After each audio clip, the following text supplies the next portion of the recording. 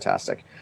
My name is Sammy Ijaz, and you guys are watching House of Politics. Today, I have John Challinor on the show, who is the counselor for Ward 2 in Milton. As you know, we bring on elected government officials, and we interview them on what they've done, where they're headed, and why they got into politics. And we're going to talk a little bit about COVID as well. John, thank you so much for being here. Thank you for having me. John, I want you to take me right back to, where you were born, where did you grow up, and where did you go to school? Tell me all about it. Well, I'm one of those rarities, Sammy. I'm a native Miltonian. So I was born and raised in this community. Right. I received my primary and secondary education here, and then went off to Ryerson to get a degree in journalism. Oh, that's super cool. I graduated from Ryerson in 2016, and journalism program is incredible. I mean, I did business, but the J School is amazing. So I guess if you pursue journalism, I may have been on the other side, and you may have been on this side as an anchor. Yeah. I started out in newspapers in 1978, and then I was in television for a couple of years up in Barrie, and then after that I went into public affairs. That's where I spent most of my career. Nice. And so what I'll dive into what really made the change from journalism and news, writing for a newspaper, and then saying in 1991, I want to run for politics. This is something, it's a calling. So what was that? What was that sort of idea or concept? What drew you into politics? Well, I'd been a volunteer locally, provincially, and nationally since I was 14. So I got into it kind of early. Nice. I covered regional government in Peel, and I also covered the Board of Education as a reporter there. And then when I was in television, I was covering Queen's Park. And so I had some affiliation with politics and democracy. I'm a history lover, have studied history, been a student of it since I was very young. And, right. And I'm a historian in Milton. I've written 3 books of local history. Oh, wow. Fantastic. Yeah. So I have an interest in the subject. And so I got involved in municipal government in 1991 because I saw the town was going in a direction that really wasn't consistent with the size of the community and its abilities with respect to taxation, with respect to planning, and with respect to services. And so when I came on board, we were able to hold taxes at zero for 10 years. And wow. By the way, Mississauga has done that as well when Hazel was the mayor. We needed a new official plan, and so we got that approved and in place by 1997. And then we did a service review as well to make sure that the services that we were offering Miltonians were the services that they actually wanted and needed. Fantastic. Now, if you you served, so you started in 1991, and then you served till 2006. That's quite a bit of a long time. I mean, not being defeated for that long and really continuing those 91 to 06. That's 15 years of your time in politics, and then you decided to step away from politics, I'm guessing, from 06 to 2018, and then you came back into politics in 2018. So paint that picture for me. What led to the 06 and 18 gap, and what were you up to, and then what led you coming back into politics in the 2018 municipal election? Yeah, so in 06, I was actually defeated. I decided to not use election signs. I had a friend in Etobicoke who had done that successfully. Right. And I thought that I would do the same thing, be environmentally responsible, and try it. It was a failure. I lost. You cannot win without signs, John. That's one thing you must understand. I lost by 50 votes. So, oh my God, 50 votes? Yeah. So I took the opportunity to spend more time in my career over that 12-year absence, which was the right decision. Right. I did a lot of things over that 12-year span that I'm very proud of, and I learned a great deal. And that probably was the most important thing, is I learned something new. And right. my perspective is one of lifelong learning, and so it was a great experience. The only reason I came back was I had, retained a strong relationship with the mayor. I ran a couple of his campaigns, Right. and he asked me to come back. There were some financial issues that he felt needed to be addressed, and I saw a couple of more issues as well when I, got back into thinking about it. Again, it was time for a new official plan. We were still operating on the one that I had approved in 1997. Right. Services, I thought were, the town does a very good job generally with services, but I think Right. that, we had lost a sense of priority. And so during the election campaign, I called for a core services review. We're now in the second phase of that review. The second phase is taking place this summer. And so, I want to do a quick follow up with the official plan that you guys have formulated. What's one thing you're liking in that official plan, and what's one thing that you'd be like, you know what, if I had the vote of the other councillors to pass this, I would definitely do this differently. So one thing you're liking and one thing you'd like to do differently. Okay, so I should say that we are in the very early stages of developing our official plan. It's Okay, not so it's and what's the time frame? Is there a time frame on when you guys will be done this official plan? it will take, I would think, at least a couple years to I get to see. the approval stage. Official Right. plans aren't developed overnight. There's a lot of public consultation that is required. There's consultation with the region. There's consultation with the province of Ontario. There's consultation with the school boards and the conservation authorities. So it's a big package, and these plans typically have a 20-year life, although they should be reviewed every 5 years at Yeah, minimum. but John, would 5 years be a little like? Would that be too quick for, let's say, let's say, you got 8 councillors and you got 3 new councillors that defeated 3, previous councillors, for example. Would it be tough for them to sort of create that? Maybe 10 years instead of 20? What are your thoughts on that? Well, I think that when you're reviewing, Sammy, every 5 years, then that's the time to ask the question, is this plan going to be relevant in another 5 Right. years? Or should we, in 5 years from now, plan on developing a new official plan? Right. And, when you look at the kind of growth that we've had and how, quite frankly, planning is changing in the province of Ontario, it may be a quite worthwhile consideration to have a new official plan in our community every 10 years. But for now, what we're proposing is one that has a 20-year life, but Right. is reviewed, every 5 years.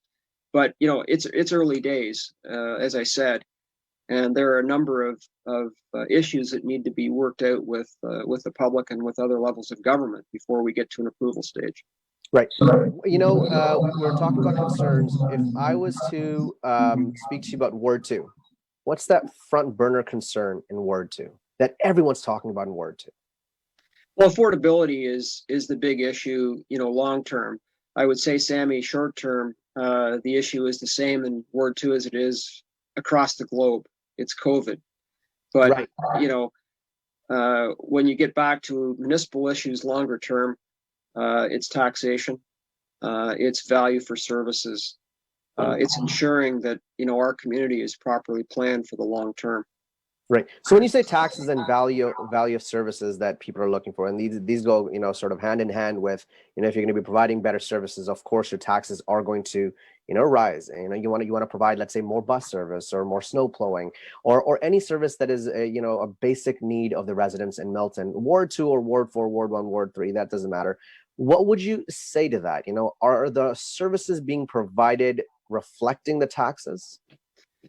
So, first of all, having been involved, in my prior 15 years and not having tax increases for 10 of those 15 years, we actually were able to improve the level of service over that time. Because even though you're not increasing the property tax rate, you are benefiting from assessment. So, as more commercial and residential development comes into your community, your bottom line is increasing and your top line is increasing too.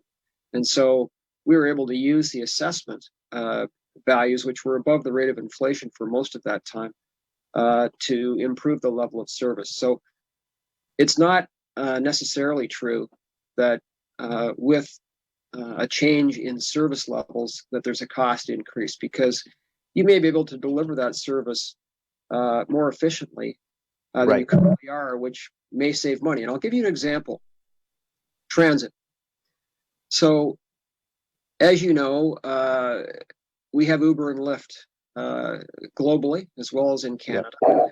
And there are municipalities that are moving to a model where Lyft and Uber are the way they deliver public transit to their community. And that's pretty cost effective. And right now, I think that, you know, one of the things that is coming out of COVID, Sammy, is at a municipal level, is transit. And we've seen a tremendous decline, sadly, in the use of public transit. And I think we understand why. People are very concerned about their personal health and how close they are to other people in a bus or a streetcar or a subway.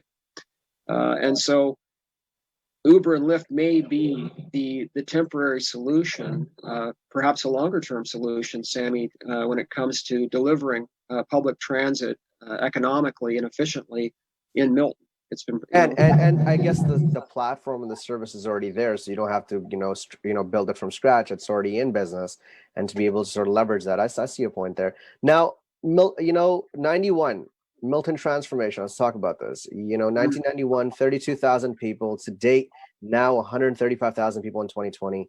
Paint that picture for me, and the challenges that you faced in the 15 years between 91 to 06, and then now 18 to 20, and then 2020 moving forward. What are those challenges that we're facing? This transformation is quite huge, right? 1965, when the mayor was first elected as a councillor, it was 5,000. You were elected in 91 as the first time. It was 32,000. And anyone elected in 2018, we're touching about 105,000, 110,000. So paint this picture for me, and how difficult are the challenges that are coming up and that you're facing now with the specific concerns and things that are happening in Milton?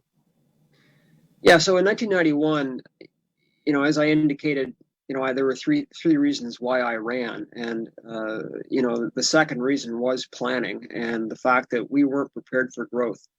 As the mayor has probably told you, and other councillors who were around at that time who you've spoken to, it wasn't Milton's decision to grow. It was the province of Ontario's decision that we grow to support its growth requirements. And so our objective and our responsibility was to properly plan for it. And I felt that at that time we had not properly planned for it, and so we did. Right. In my view, there's three aspects to dealing with growth. And as you know, Milton is the fastest growing community in Canada, one of the fastest growing in North America, and that's going to continue for a while. COVID aside, growth will continue. So the first thing is planning. Do you have a plan in place that sets out, reasonable settlement, such that the people who are coming into the community have the services that they require to live a high quality of life? Right. And those who are already in the community, do they continue to have access to services as they always have had that are of a high quality? What is the cost to provide that service? And then the services themselves. Are we providing those core services that most members of the public want and need? And as you know, under the Municipal Act, we have, as a municipality, a requirement to deliver certain services. It is our mandate. Right. This is an ongoing discussion. It's an ongoing review. It never ends, Sammy. I mean, you're constantly looking at the financials. You're constantly reviewing the plan to make sure that it's still relevant. You're constantly looking at your services. And quite frankly, every 3 to 4 years, you should be doing a core service review to understand, how faithfully you're meeting your commitment to the residents of the community with respect to the services that they want and need. Right. And we're now in the process of doing that. And Sammy, I believe that we should be doing this again in 3 to 4 years. Right. No, excellent. Education, John. Education is one of those things that's very close to my heart. I mean, I'm 27 this year, and I graduated 4 years ago from Ryerson University, and I'm glad we're both alumni of Ryerson, so that's kind of great. And we both share a passion for journalism, so that's also really, really cool. Milton Education Village. That's something that Milton was very much looking forward to. There was going to be a village within a town. The hype was created. Everybody was talking about Laurier, Conestoga College, and then there was sort of a funding cut from the provincial government. And then you guys went into a three-phase process. Tell me more about that. So the Milton Education Village is a secondary plan that will be a part of the new official plan. And it's a question, Sammy, of what priority will it have versus the other secondary plan priorities that we have for the community. So where will it fit in terms of growth? I don't see it falling off the list. That definitely is not going to happen. Right. But yes, at the end of the day, it depends on the kind of funding that Laurier can get from the province of Ontario, or Conestoga College for that matter, although Conestoga College is in a very strong financial position to move into our community. And what's your take? I think I should clarify. There's been a lot of misinformation around the so-called funding cut. It wasn't a funding cut by the province of Ontario. The fact of the matter is that the $90 million was an election announcement made 6 weeks prior to the provincial election. There was no paperwork to support the allocation. It hadn't been done. It hadn't been approved. It was an election promise. And so, when the Ford government came into power and started looking for the paperwork, there wasn't any. And given the financial situation they were in, they decided to set it aside for the time being until such time as they could afford to make that investment. Right. So, and so you said, let's say if let's say the town of Milton and Laurier goes to the province, do you think the province would budge? I mean, knowing that education is one of the most important things that Canadians look for, and of course with healthcare, those are two things we're really known for. So let's say if that does happen, do you believe, let's say if you were that elected official, would you say, what, yeah, we should give them funding? Yeah, the $90 million, let's say let's run with that. The paperwork wasn't done. How difficult is that paperwork to get done and get a university going that was being promised for the longest time, ever since I can remember, right? I mean, I'm a young guy, so I may not know what happened 15 or 20 years ago, but I know for a fact that it's been going on for quite a bit of time, where Laurier is coming, Conestoga is coming, we're building this education village. So where do you stand on this? How would you respond to that? When we were developing and the genesis of having a post-secondary educational institution in Milton started with the official plan that was approved in 1997. There was a report called Destiny Milton. And Wally Hunter, who was a counselor at that time, really is the guy who was responsible for bringing forward the idea of having a post-secondary educational institution in our community. It was supported by council. It was included in the report. And so it's always been a part of the plan. But right. Sammy, as with our official plan, the new one that we're working on, there's still a lot more work to be done with respect to the Milton Education Village. We're not ready, in my view, to go to the province cap in hand looking for $90 million or $100 million to start this program. There are some things that we need to do internally with respect to infrastructure and land development.